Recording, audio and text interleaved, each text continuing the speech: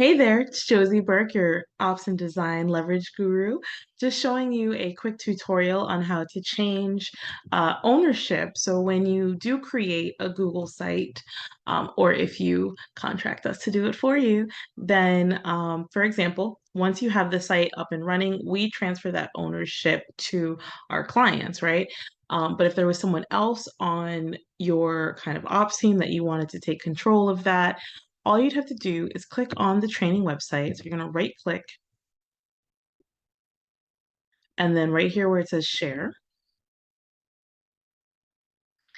Now you can type the name if it's someone that's not already like attached to your site, or if you just wanted to click on someone who already was here.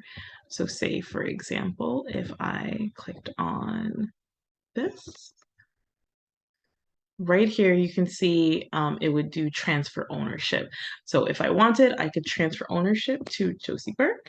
This particular site is set up under a different account, but that's one way where you'd be able to transfer ownership, or even like it says, remove access. So if you actually wanted to remove someone from this site, you could easily just remove access with the same steps. So just your quick, easy tip for how to update your ownership if and when you needed to. Any other questions, just email leverageguru@gmail.com.